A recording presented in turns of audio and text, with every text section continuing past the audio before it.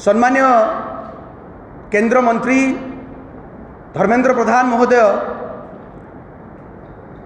राज्य रे एक वितंडा जुक्तिर आह्वान देइछंती, वितंडा वितर्कर आह्वान देइछंती।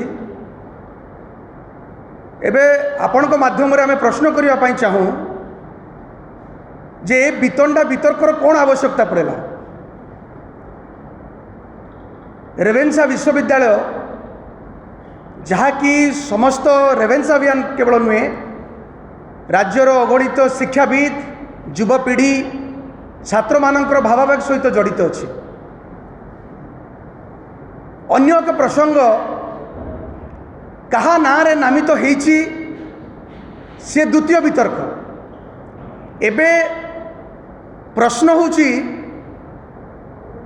केते दिन धरी भारतीय जनता पार्टी केंद्र रे थिला सरकार एबे राज्य रे भी अच्छी, केते दिन धरी एमती रंग परिवर्तन करी नाम को परिवर्तन करी मिछ बाहास पटना चेष्टा करेंगे। जवाहरलाल नेहरू विश्वविद्यालय ना परिवर्तन करने चेष्टा कले, सेठी विफल हेले। एटा सत्य जे गुजरात रे मध्य आपण जानिचंती सरदार वल्लभ भाई पटेल को नाम रे जो नामित होइतिला स्टेडियम ताकू परिवर्तन करी नरेंद्र मोदी को नारे नामित करदेले, सेठी सफल हो गले। किंतु मने रखंतु भारतीय जनता पार्टी नेता केंद्र सरकार राज्य सरकार मन रखा उचित। ये हूँ जगन्नाथ माटी। ओडिशा गोटे शांतिप्रिय राज्य,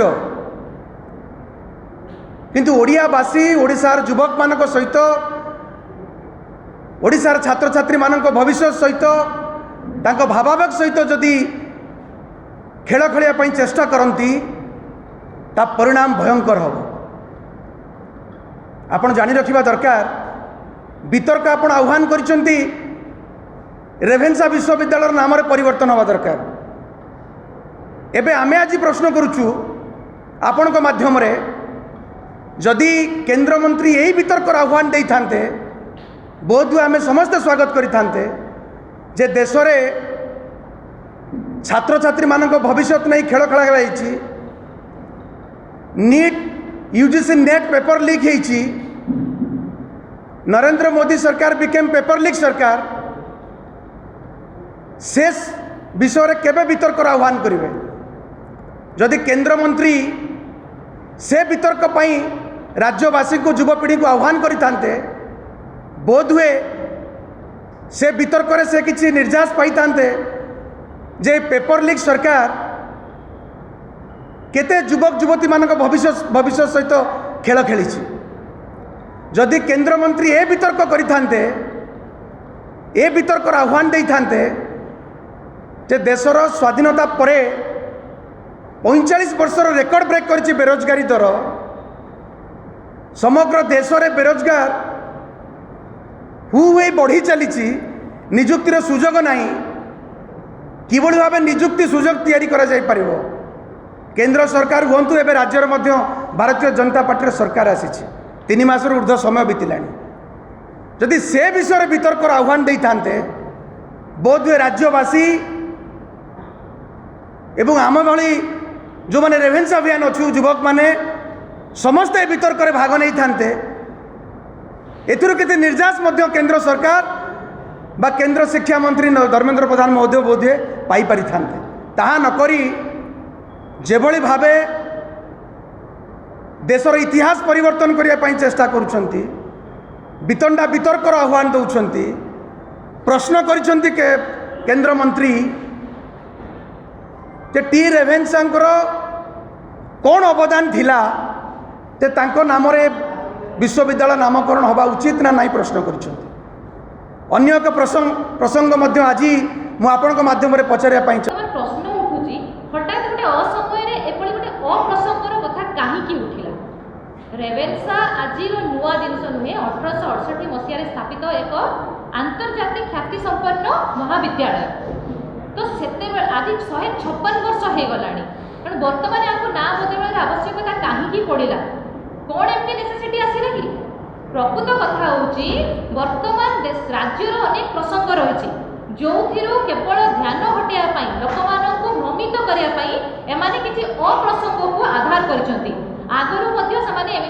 କିଛି ଜିନିଷ କରିବାର ନଜର ଆମ ପାଖରେ ଆସିଛି।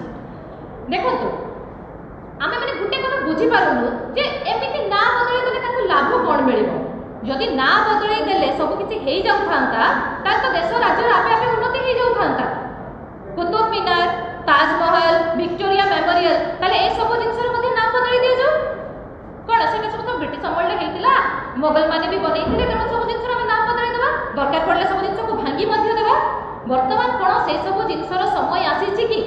ଯେଉଁ ଲୋକମାନେ ନିଜେ ବ୍ରିଟିଶର ଦଲାଲି କରୁଥିଲେ, ସ୍ୱାଧୀନତା ସଂଗ୍ରାମୀମାନଙ୍କୁ ସାବାଡ଼ କରିବା କଥା କହୁଥିଲେ, ଚିଠି ଲେଖୁଥିଲେ ବ୍ରିଟିଶର୍ସମାନଙ୍କୁ, ତାଙ୍କ ସହିତ ଗୁପ୍ତ ମନ୍ତ୍ରଣା କରୁଥିଲେ, ସେଇ ଲୋକମାନେ ଆଜି ଆସିକି ଦେଶ ଜାତି କଥା କହୁଛନ୍ତି, ରାଜ୍ୟର କଥା ଭାବୁଛନ୍ତି। ତେଣୁ ନିଶ୍ଚିତ ଭାବରେ କିଛି ଭେଷ୍ଟେଡ୍ ଇଣ୍ଟରେଷ୍ଟ ଏମାନଙ୍କର ଏଠି ରହୁଛି। ଦେଖନ୍ତୁ ଆପଣମାନେ ଚିନ୍ତା କରିବା ଦରକାର ଅତୀତ, ବର୍ତ୍ତମାନ ଆଉ ଭବିଷ୍ୟତ ମଧ୍ୟରୁ କେଉଁ ଜିନିଷର ଇମ୍ପୋର୍ଟାନ୍ସ ରହିଛି। ଆମେ ଯଦି ବର୍ତ୍ତମାନ ଖାଲି ଅତୀତରେ ହିଁ ଘାଣ୍ଟି ହେଉଥିବା, ଇତିହାସକୁ ବଦଳାଇବାକୁ ଚେଷ୍ଟା କରିବା, ଆମର ସମୟ ବର୍ବାଦ ହେବ ନା ନାହିଁ।